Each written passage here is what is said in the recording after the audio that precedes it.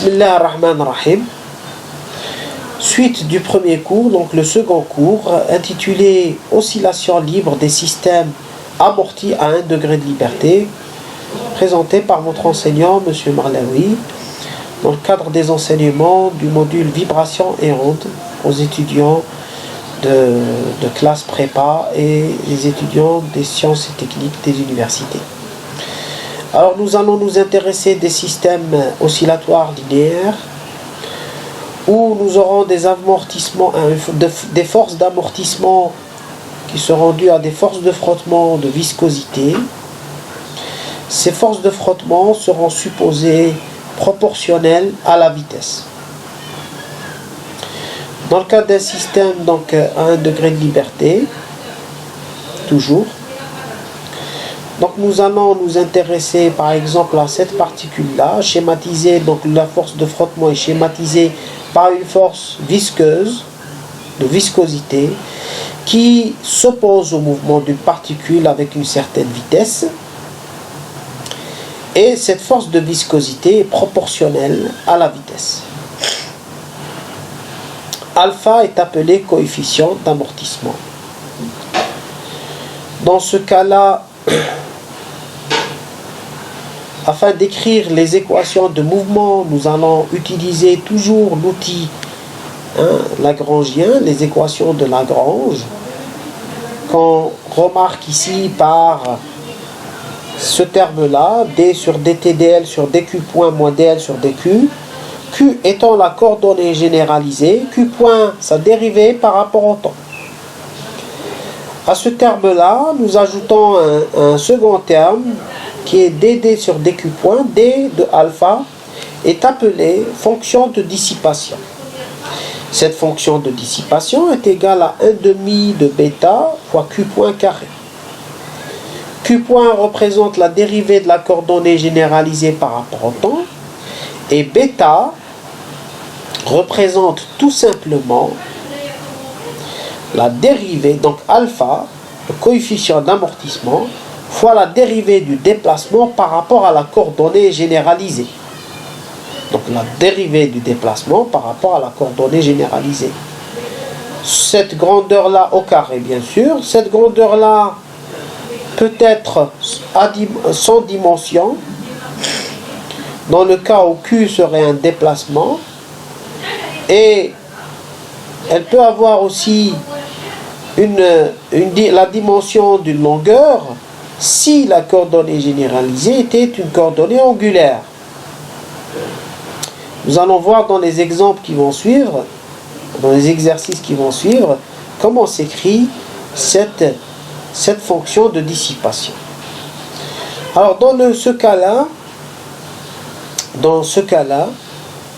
dans le cas où nous avons une fonction de dissipation proportionnelle à la dérivée par rapport au temps de la coordonnée généralisée, au carré, quadratique, et où l'énergie cinétique est proportionnelle à la dérivée aussi par rapport au temps, proportionnelle à cette dérivée par rapport au temps au carré, et où l'énergie potentielle est proportionnelle à Q carré, le déplacement au carré.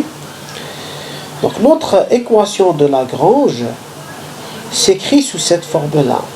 Nous avons donc une équation différentielle sans second membre linéaire, où les termes ici sont des constantes. Nous identifions par oméga 0 la pulsation propre du système, qui est la pulsation du mouvement lorsque le système est libre, non amorti, c'est-à-dire libre, pas de force extérieure, et non amorti, pas de force de frottement. Nous appelons lambda, ici, comme le coefficient, un facteur d'amortissement, qui est lié au coefficient d'amortissement alpha. La résolution de ce système se fait grâce à l'équation caractéristique, et nous avons trois possibilités. Première possibilité, le cas où delta, le déterminant, est supérieur à 0, égal à 0, troisième possibilité, inférieur à 0. Donc, tout dépend de cet amortissement. Si lambda est supérieur à oméga 0, le déterminant est positif et à ce moment-là, on dit que le système est suramorti. Si c'est égal à oméga 0, le système est critique. Inférieur à 0, le déterminant devient complexe, négatif, pardon. Et à ce moment-là, on dit que le système est sous-amorti. Donc on appelle ce régime-là, le premier régime apériodique, le second régime pseudo-périodique, sous-amorti, et celui qui fait office de frontière entre les deux, on l'appelle le régime critique. Alors, dans le premier cas où l'amortissement est grand par rapport à la pulsation propre, la solution s'écrit sous cette forme-là, où nous avons la somme de deux. Si vous regardez ici, la somme de deux termes, deux solutions ici, particulières, ou plutôt la solution homogène du système, où lambda moins oméga 0 est un réel. La racine, cette racine-là est réelle. Cette racine-là est réelle étant donné que lambda est supérieur à oméga 0. Et comme ce terme-là est négatif, ce terme-là est aussi négatif, nous avons la somme de deux termes exponentiels dont l'exposant est négatif. Donc nous avons ici plutôt la somme de deux termes, qui sont des exponentiels décroissants. Et la solution, si on trace la solution par rapport au temps, Q de t par rapport au temps, nous avons un retour. Donc nous écartons ici à 0 par rapport à la position d'équilibre Q0. Si on lâche, on obtient une décroissance exponentielle. Et donc nous n'avons pas de mouvement oscillatoire, juste un retour vers la position d'équilibre avec une certaine décroissance.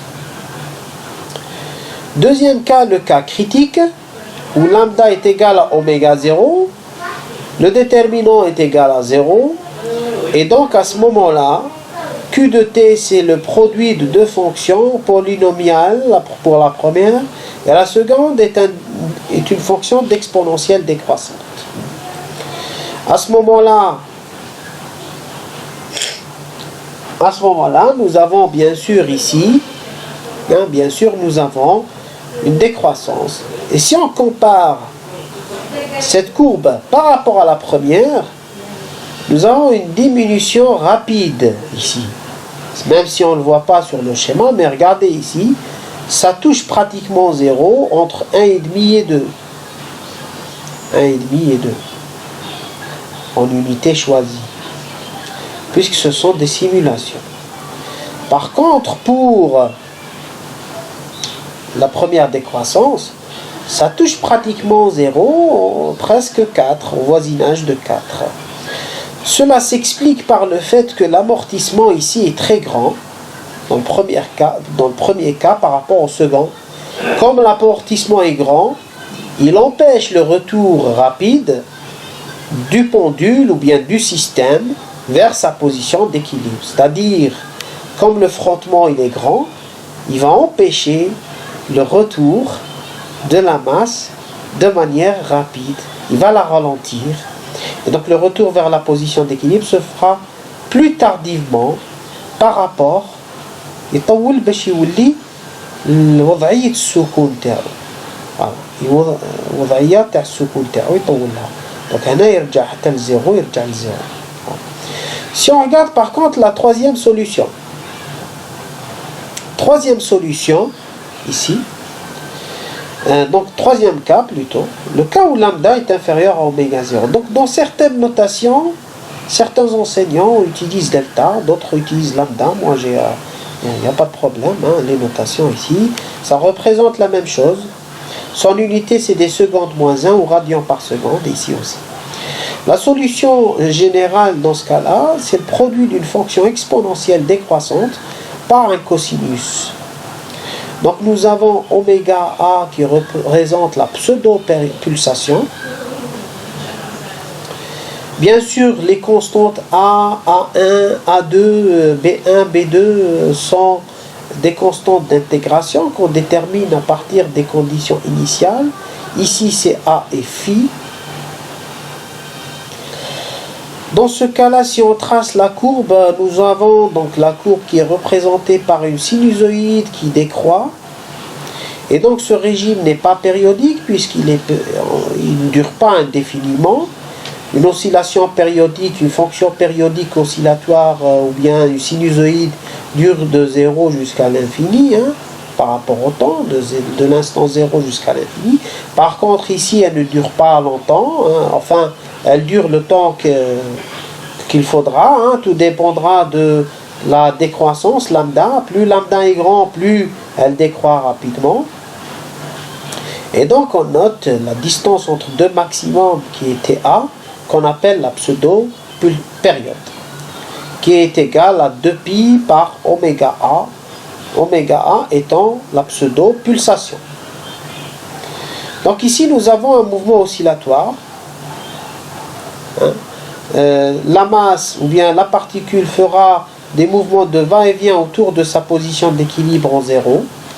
Et là, bien sûr, nous appelons ce régime le régime pseudo-périodique Shibh Dawri. Alors, on définit aussi ce qu'on appelle comme le décrément logarithmique, qui est une caractéristique de ce régime-là. Le décrément logarithmique, c'est 1 sur le nombre d'oscillations, ou bien le nombre de périodes entre deux maxima ou deux minima choisis, entre les deux amplitudes Qmax et Qmax de 1 plus K. J'utilise ici Qmax pour simplifier les choses, c'est-à-dire, je reviens ici, si je prends ce maximum-là et le quatrième maximum, le premier maximum, je vais le noter Qmax, le quatrième maximum, ce sera en fait Qmax, mais à un instant T, à l'instant 0, plus le nombre de périodes qu'il y a entre les deux.